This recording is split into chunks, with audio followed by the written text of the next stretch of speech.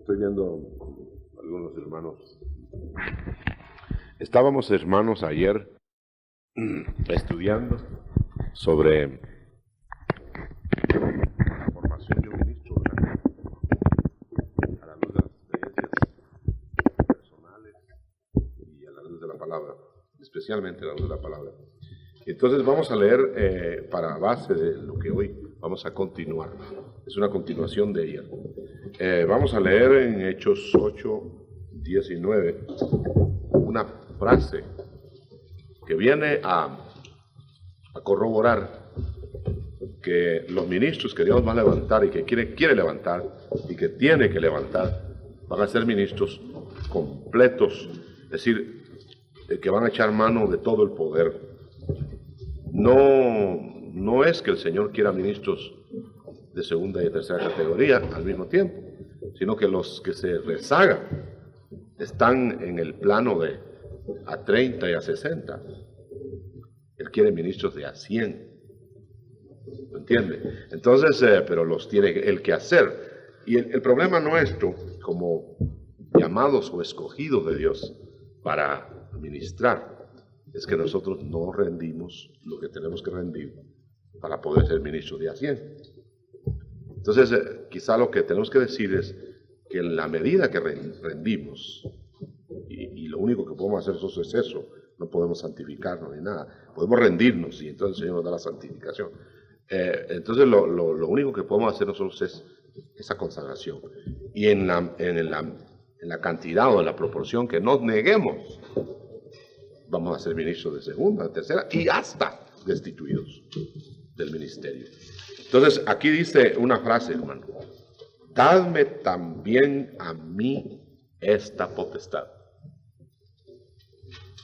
Dadme también a mí esta potestad. Es en el verso 19, capítulo 8 de los Hechos. Bueno, no sería extraña esa frase si no supiéramos que se trata de un brujo, ¿verdad? El que la dijo. Ese es el cuento, esa es la base de la cuestión, hermano. Que un ministro no es extraño que esté pidiendo: dadme, Señor, poder, dadme ese poder, dadme esa autoridad que necesito. Pero la está pidiendo un brujo. Es un brujo. Entonces vamos a girar alrededor de eso para pensar que ¿qué miraría ese brujo que cambiaba toda su brujería por ese poder, por esta potestad? Y sencillamente lo que vio fue ministrar a 2 apóstoles. Eso fue nada más, solo eso. Solo vio ministrar, pero qué calidad de apóstoles, hermano. Enviaron 2 unidades pesadas desde Jerusalén, a Pedro y a Juan, el que hablaba mucho y el que pensaba mucho. Enviaron el cerebro y el ejecutor, el que apuntaba los torpedos y el que los tiraba. Caramba, qué tremendo, ¿verdad? Entonces vamos a conectar con el estudio de ayer y vamos a regresar entonces en la base de este pasaje. No lo voy a perder de vista. En la base de este pasaje vamos a volver a Samuel, primero de Samuel. ¿Dónde empieza la formación de un ministro? ¿Dónde empieza la formación de un ministro? Hermano, ayer vimos la propia moldeadura o la propia la modelación de un ministro. Ministro que por su corta edad, por su mínima edad, no sé qué edad tenía, no parece que diga ahí qué edad tenía, pero la edad que tuviera era muy jovencito y el Señor, sin embargo, lo tenía como escogido para ser el sustituto del ministro que iba a destituir. Y lo tenía en el ministerio, ya ministraba, dijimos ayer, y sin embargo no conocía a Jehová, ni su palabra le había sido revelada. Y hay mucha gente que está en esa fase, que cree que ya lo alcanzó todo y apenas ni siquiera ha oído la voz de Dios. No la ha sabido discernir. Y dijimos ayer que no estamos hablando de conocer en el sentido de haber sido escogido, sino a Dios, sino de tener experiencias profundas con Dios. No puede usted decir que conoce a una persona solo porque la ve. la conoces y convive con esta persona y sabe sus bondades y sus limitaciones. Así es con Dios. Entonces, ¿dónde empieza la formación de un ministro? Entonces, si usted abre su Biblia en el capítulo 1 del primero de Samuel, usted va a ver ahí que empieza antes de que el ministro nazca. Imagínense si no estaremos nosotros navegando en aguas profundas de la soberanía de Dios. Que ya está sufriendo una madre porque va a dar a luz un Samuel. Y ya está sufriendo una madre porque va a dar a luz un gigante, hermano. Y esta madre empieza a ser procesada por Dios. Y entonces empieza el Señor, ¿por qué no cogió, hermano, para ser la madre de su profeta que iba, de su ministro que iba a levantar? ¿Por qué no escogió una madre prolífera en hijos? Qué fácil, más fácil, ¿para qué estarle quitando esterilidad? Escogió una estéril. O sea que, si retrocedamos un poquito más, cuando Ana experimentó su esterilidad, eso era de Dios. Ya estaba Dios en el asunto. O si del diablo le había puesto la esterilidad a Ana, Dios estaba usando esa cuestión, aunque el diablo tal vez creyó que él era el que había utilizado las funciones maternales de esta mujer. Era un plan de Dios. Como la esterilidad de Elizabeth. Y hasta que llegó anciana, concibió a Juan. Como que Dios complica las cosas para que se vea su poder. Entonces complica la vida de Ana para apretarla primero, para depurarla, estamos todavía hablando de la madre del ministro. Ni siquiera el ministro ha pensado en nacer. Entonces ya empieza la preparación. Benditos ministros que han tenido madres que les han sabido ministrar. Y recuerdo una de ellas, la madre de Timoteo. Y la madre de Timoteo tuvo una buena madre también, porque la madre y la abuela se encargaron de Timoteo. Y después le cayó un padre de primera que fue Pablo, ¿verdad? Y un ministrazo, ¿verdad? Entonces tenemos que entender que van a colaborar muchos en la formación de nuestro ministerio. Yo siento mucha tristeza cuando la gente se quiere formar sola. Digo yo, ese es aguacatazo seguro.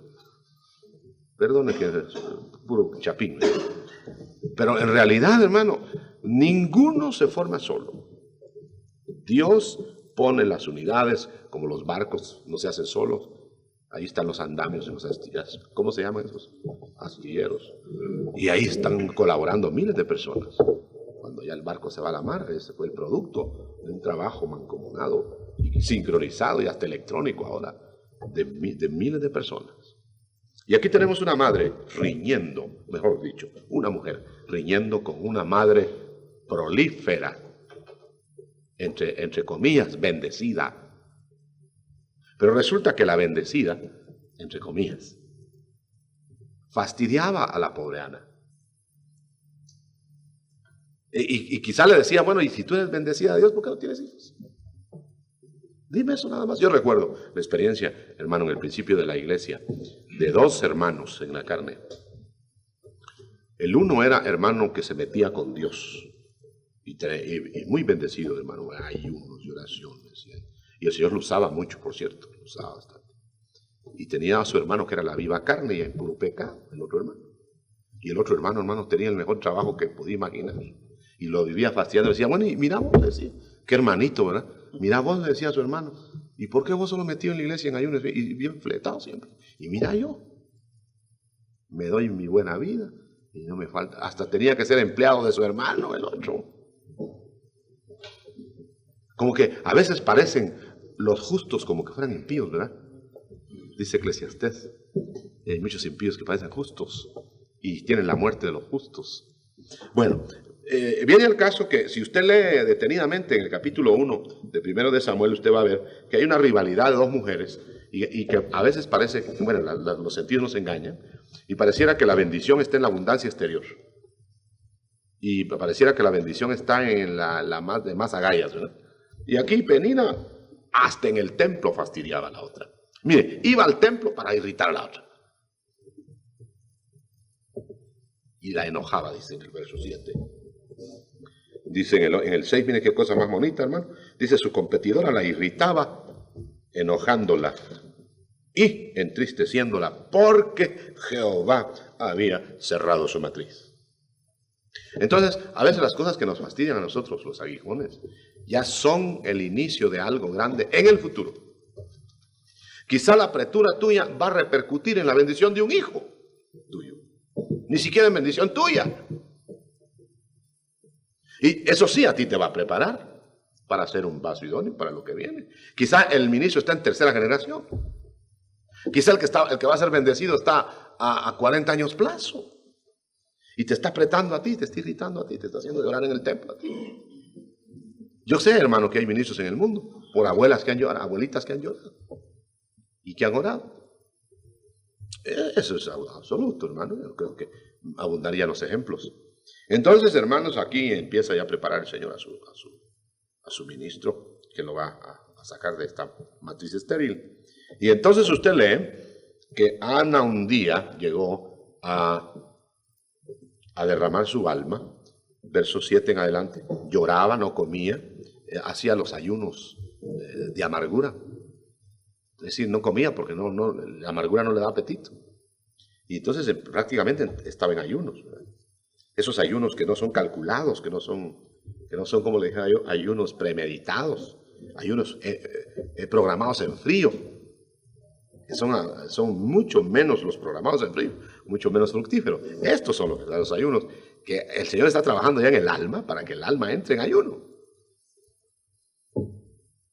Y el hermano que ya sabe usted que Ana no fue comprendida ni por el sumo sacerdote, ahí luce otra vez sus galas romas el sumo sacerdote, y luce como un ministro que ya está dándose aquí las razones por qué va a ser destituido. Y hermano, si usted sigue leyendo, y no abundemos en estos detalles para no quedarnos en estos asuntos, usted va a ver que la destitución de Elí no fue evitada por la formación de un nuevo ministro. Al nuevo ministro el Señor lo va a bendecir, pero la nave del Estado, la nave de las cosas espirituales se hundió. Traspasada fue la gloria. Y Cabot, la gloria de Israel. O sea que la hecatombe y el desastre por una mala administración llegó. Pero de ese desastre, el nuevo líder saca, hermano, la administración maravillosa que le hizo lucir las galas del gran ministro que Dios había instituido. O sea que a Samuel no le heredaron una cosa bien arreglada, le heredaron un caos. Los ministros verdaderos del Señor del caos sacan la estructuración. No es que reciben algo hecho ya. Hay que trabajarlo y hay que hacerlo en el nombre del Señor. Ahora, Ana, entonces, hermano, aquí hay un detalle muy interesante para las madres. En el verso 11 del capítulo 1 de Samuel, Ana dice, hermano, si dieres a tu sierva un hijo varón, yo lo dedicaré a Jehová todos los días de su vida. Aquí esto entraña la verdadera maduración de Ana. Si usted ve detalladamente los primeros versículos, usted encuentra a una Ana queriendo un hijo solo porque la fastidiaban. Y luego queriendo un hijo para callarle la boca a la rival. Y yo creo que esto nos trae a nosotros a la conclusión, hermano, de que muchas peticiones que tenemos delante de Dios son motivadas así, en esa forma. Y Dios no las concede. Muchas, hermano, no pensemos en hijos. Muchísimas cosas. ¿Para qué quieres tú dones del Espíritu? ¿Para qué tú quieres ser espiritual? ¿Para qué tú quieres elevarte? ¿Para qué tú quieres una posición? ¿Será para que realmente Dios te use y se sirva de ti? ¿O será para que miren que en menos tiempo logras más que otros? Ahí está el punto. Entonces, Ana, ¿hasta qué renunció a lo que Dios le iba a dar? Dios se lo dio. Y entonces, hermana y hermanos, el milagro se sucede. Y entonces nace el ministro. Entonces, a eso vamos. Ya no entremos en los detalles de Ana. Ana se quedó muy feliz porque le había sido concedido el milagro, pero empezó a sufrir también, porque ahora entregó al hijo único y una, como decíamos ayer, y primeriza y estéril. Y entonces esta mujer tuvo que desprenderse de lo que más amaba y lo deja en el tabernáculo de Silo, en donde el ambiente estaba corrupto. Ahora, hermano, hay juicios de Dios sobre instituciones corruptas. Y entendámoslo bien, se van a salvar tablas del barco, ¿verdad? Porque el Señor siempre tiene remanentes en todo lugar. El Señor siempre tiene gente sincera en todo lugar, como hay sinvergüenzas en todo lugar también. ¿Me explico, no? Pero las caudas de los juicios de Dios sobre las instituciones son tremendas. Dios no tuvo misericordia, hermano, sobre Elí, ni sobre los hijos de Elí. Los mató en un día, quebró la descendencia de Elí, desnucó a Elí. O sea que había un juicio de Dios y traspasó la gloria de Israel. Y entonces vino el otro que iba a restaurar eso. Pero esta preparación entonces de Samuel nos lleva, desde ayer lo dejamos sentado. ¿Qué ministro quería Dios? ¿Por qué, hermanos, en esencia, por qué destituyó a Elí? Claro, uno de los síntomas fue que se puso flojo con sus hijos. Y usted sabe eso. Pero ese era un síntoma. No era la enfermedad. ¿Cuál fue la enfermedad de Elí? La enfermedad de Elí es que, hermano, menospreció el ministerio. Es cierto que era un hombre viejo, pero este hombre había llegado a ya no interesarle el ministerio, y ni hacía ni dejaba hacer, ¿verdad? Y entonces él era un estorbo en el tabernáculo, y oía sombras, lo que dijimos ayer. Dios cesó de hablar a gente que quería oír a Dios por causa del ministro. Y entonces toda la institución, todo Silo, lo leemos porque está claro aquí. Verso 1 del capítulo 3. No había visión manifiesta. No había en aquellos días palabra de Dios. Entonces, hermano, ¿quién sufría más? Elías, que no le importaba si había o no había. Elías era una institución ahí carcomida. ¿Quién era el que sufría las consecuencias? El pueblo. Y tal es así que las batallas le estaba perdiendo el pueblo. Y hasta el arca del pacto de Jehová fue tomada el arca por los filisteos. Quiere decir que las consecuencias de una mala cobertura ministerial alcanzan a los cubiertos. Buenas o malas. Quizá decimos nosotros, pero ¿qué culpa, verdad? ¿Qué culpa tengo yo de lo que hizo aquel? Pues sí, hermano, por no discernir bien por mantenerse uno bajo una estructuración de ese tipo. Si no, no tendríamos ningún derecho de decirle a los católicos, por ejemplo, que están mal en esa estructura, ¿verdad? Pero ellos no pueden, esa es una de las razones, hermano, por qué un católico, y aquí lo hablamos claro, no puede permanecer en la iglesia católica indefinidamente si en realidad el Espíritu lo ha tocado, porque está dentro de una estructura repudiada por el mismo Espíritu Santo y que Dios rechaza. Entonces, pero si se mantiene esa gente ahí, va a alcanzar las consecuencias.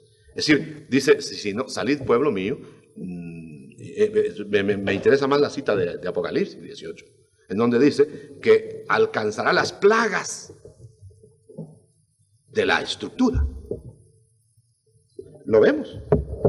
18. Fíjese que alguien que encuentre la cita, salid pueblo mío, ¿verdad? Salid en medio de ella, de la Babilonia. El 4, 18:4. Alguien me lo lee. Salid de ella, pueblo mío. Fíjese. Para que no seáis partícipes de sus pecados, ni recibáis parte de sus plagas. Parte de sus plagas, fíjese. O sea, va a haber un juicio sobre la estructura corrupta. Pero si uno no se sale, va a alcanzar parte de las plagas. Y es muy curioso que en ese pasaje no está diciendo que salgamos de los idólatras, de en medio de los idólatras, de la estructura. Porque idólatras hay en todas partes. Hasta en la iglesia protestante puede haber idólatras. Entonces no es salir de en medio de los idólatras, porque tendríamos que salir de en medio de todos los idólatras, y eso sería destruir toda la estructuración. Salir de en medio de ella, dice, ¿verdad? Salir de ella, dice. Bueno, salir de ella, de la estructura corrupta. Entonces, hermano, aquí tenemos que destrucción, no, perdón, la falta de constancia del ministro antiguo hundió la nave total.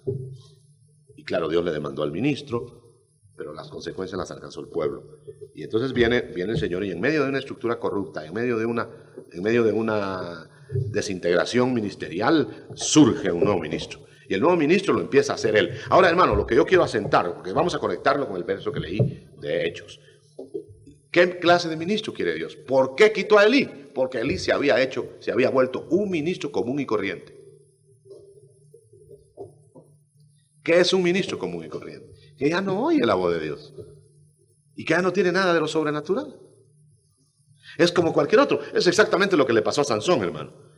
Cuando perdió la obediencia y le cortaron el cabello, y él mismo lo anticipó, dijo, si me cortaren el cabello, seré como cualquier otro hombre.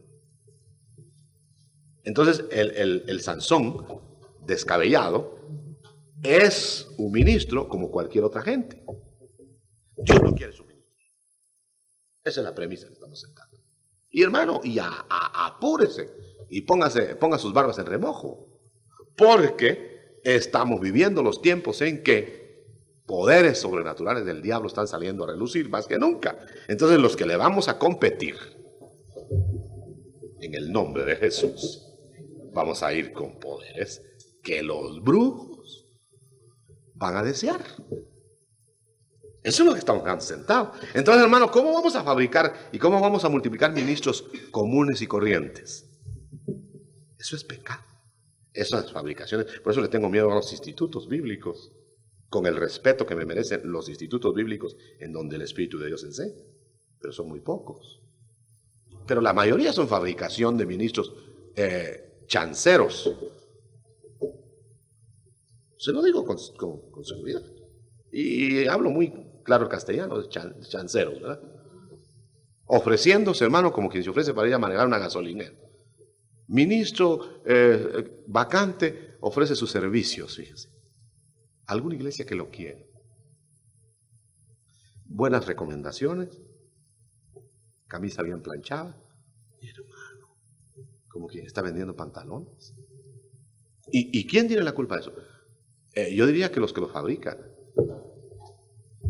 Están fabricando ministros sin vocación, ministros sin llamamiento. Está bueno que, por eso, hermano, yo digo que está maravilloso inquietar, incentivar a que busquen el reino y que busquen la preparación ministerial, pero que tengan vocación y que tengan llamamiento. ¿Para qué vamos a estar nosotros llamando al que Dios no llama? ¿Y para qué vamos a estar instruyendo al que Dios no quiere que sea instruido? O que no va a entender. Vamos a fabricar gente que va a distribuir muerte. Hermano, intentámoslo, claro. Y yo le reto, hermano querido, para que usted se haga ministro como Dios quiere. Que cuando hable palabra de Jehová. Y cuando ministre conforme al poder que Dios da. Para que en todo el nombre de Cristo sea glorificado. Y esto lo estamos viendo aquí, hermano. Ahora surge un Samuel poderoso. Ahora surge un Samuel que, aunque no sabía oír la voz de Dios, aprendió a oír la voz de Dios. Y una vez que aprendió a oír la voz de Dios, no dejó caer a tierra ni una sola de sus palabras. En eso quedamos ayer. Entonces, como no vamos a repetir lo que ya vimos ayer, aunque estamos ampliando conceptos, nosotros debemos dejar sentado, antes de pasar al capítulo de Hechos 8, debemos dejar sentado que Samuel creció y Jehová lo bendijo, porque no dejó caer ninguna de sus palabras a tierra, a pesar del ambiente negativo, a pesar de los pecadores disfrazados de santos que había ahí. O sea que el ambiente no nos debe dominar a nosotros cuando somos realmente llamados. Y luego en el verso 21 del capítulo 3, Jehová torna a dar palabra y visión cuando hay un vaso adecuado. O sea que para el Señor es indispensable que haya un vaso adecuado.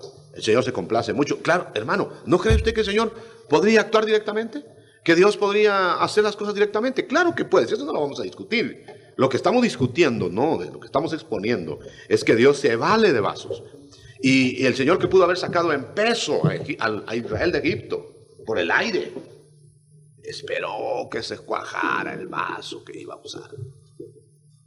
Lo salva de los peligros, lo tienen que amamantar una nodriza y lo tienen, bueno, tiene que llevar un proceso largo.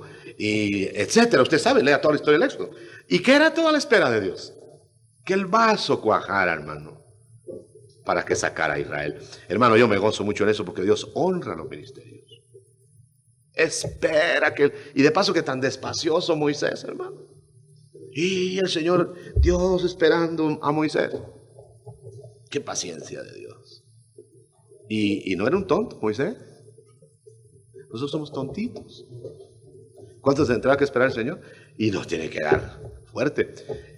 Ahora bien, entonces, una vez que sacó al ministro a flote y lo pone en funciones y destituye al otro y la gloria de Israel es traspasada, las batallas se pierden, aún el arca del pacto fue tomada por los filisteos. Entonces viene Samuel y se encumbra en el reino, y usted sabe que Samuel tenía la virtud, o tuvo la virtud, de que desde niño oyó la voz de Dios hasta el último día de su vida.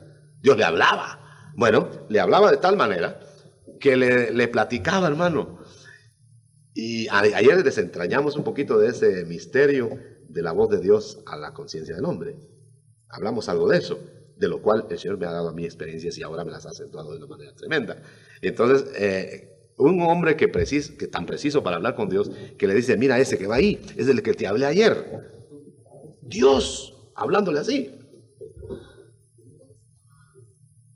Le dice, va a venir un mozo, y es así, va a andar buscando unas asnas, etc. Entonces, y Samuel estaba esperando al mozo, y se le había pasado por enfrente el mozo, y le dice, Señor, le tuvo que decir, Señor, mira, ese que va ahí es del que te hablé ayer.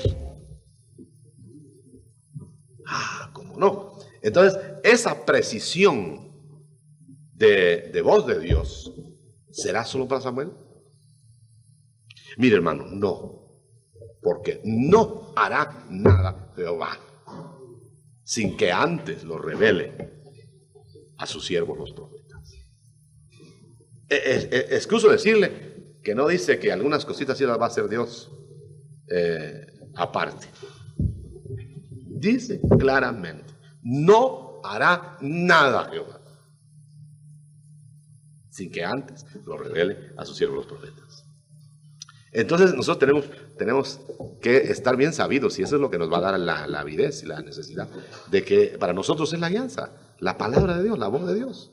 Y cuando estoy diciendo la voz de Dios, yo no me estoy refiriendo a la palabra escrita, porque el Señor va a dar por el Espíritu iluminación para poder entender la palabra escrita, pero no estamos hablando de eso, como tampoco estamos hablando de a través de una profecía o a través de un don de esto y lo otro, que también son vías de Dios. Y hablamos inclusive hasta de la voz audible, acá al oído. Y por eso lo quiero llevar a los otros pasajes. Estamos hablando de la voz clara al Espíritu. ¿Se recuerda usted cuando dice el Señor en su palabra que el Espíritu Santo ha quedado para que esté aquí con nosotros para siempre y nos revele las cosas que han de venir? Y dice, y Él irá, fíjese bien, y oirá lo que habla el Padre, lo que habla el Hijo, y bajará y lo dará a conocer. Y a mí no me asombra tanto eso, porque esa función está bien clara del Espíritu Santo. ¿Sabe qué me asombra? Que dice que aún lo profundo de Dios sondeará el Espíritu Santo y lo vendrá a revelar. ¿Pero a quiénes? Ahí está el asunto. Fíjense que ¿qué revelaciones tendría el Señor que darle a Elí? Y Elí no estaba en condiciones. Entonces quítese de ahí, Elí. Y lo quitó de un solo golpe, de una desnucada. Y pone otro. Y al otro le revela y le revela y le revela. No porque tuviera oídos mejores que Elí. O por mejor dicho, o no porque que el Señor quisiera hablarle solo a él. No, porque Dios sabía que este era el que estaba preparado. El otro en alguna ocasión estuvo preparado, porque Dios lo escogió, Dios lo llamó y ministró. Bien, pero se torció. Y se puso abúlico, se puso completamente impotente. Y era un hombre que no le importaba, lo mismo le daba el día que la noche. Y si pecaban, pues, ay, ¿qué voy a hacer? Yo no puedo evitar el pecado. Y no elogiaba tampoco la virtud. Así que se volvió un hombre plano, ¿verdad? Un hombre de intrascendencia en su ministerio. Y hermano, y una de las cualidades del ministro es ser intransigente en asuntos de la vida, del testimonio de la gente y en el asunto de doctrina. Y yo debo insistir en eso. Lo voy a decir como último. Lo último que voy a decir de esta parte, porque vamos a pasar rápido a Hechos 8, es lo siguiente, que nosotros, hermano, en la visión, en la misión que nos toque, misión, no estoy hablando de denominación, misión que nos toque, en el área que nos toque, no podemos permitir variedades de doctrina, porque nos destruimos. Está bien que haya otra visión allá, y esa otra visión está conformada con sus revelaciones respectivas, aunque yo dudo que hayan mayores discrepancias, porque si es el mismo espíritu no las van a ver, pero pueden haber adaptaciones para la otra área de visión. No se va a trabajar lo mismo en el Canadá que vamos a trabajar aquí. El Espíritu Santo no le va a hablar al respecto de ciertas personas a los ministros en el Canadá como nos habla aquí. Yo pude ver ahora que estoy allá en los Estados, hermano, gente latina como nosotros, con la misma cara de nosotros, pero son puros gringos, hermano. Yo me asustaba de eso.